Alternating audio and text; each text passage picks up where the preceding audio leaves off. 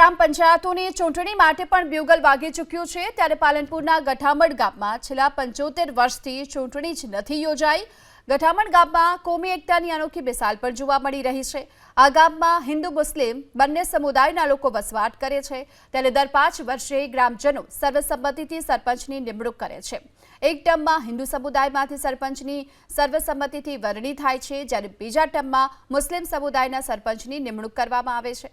ચાલુ વર્ષે પણ ગ્રામજનોએ સર્વસંમતિથી મુસ્લિમ સમુદાયના રઉફા ઇમરાન ડુકાની સરપંચ તરીકે નિમણૂક કરી છે। 75 વર્ષથી જ્યારથી પંચાયત રાજ આવ્યું ત્યારથી આજ સુધી ક્યારેય ચૂંટણી નથી થઈ। હિન્દુમાં 500 ગામ છે, 500 ઘર છે, ઠાકોર સમાજ, પ્રજાપતિ સમાજ અને દરેક કોમના થઈને 500 હિન્દુઓના છે।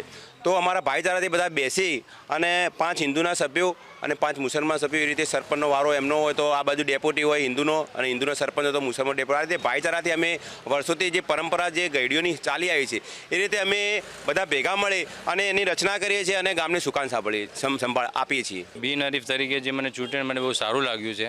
બધુંથી મોટી વાત અગર ચૂંટણી લડીને અગર હું જીતું એના કરતાં તો બિનહરીફ ગામના સપોર્ટથી દરેક સમાજના સપોર્ટથી અગર મને જે એક સરપંચનો હોદ્દો આપ્યો છે તો એનાથી કામ કરવાની મને પ્રોત્સાહન મળશે અને સપોર્ટ પૂરો મળશે અને બીજું કે કોઈ વિખવાદ નહીં થાય। અને ચૂંટણી થાય છે તો એકબીજાની અદાવત રહે છે। પછી પંચાયતમાં કોઈ સભ્યો આવે તો એ ઠરાવ ન થવા દે, એ વિકાસના કામોમાં કોઈ વિરોધ માગે તો એનાથી વિકાસના કામો રોકાય છે।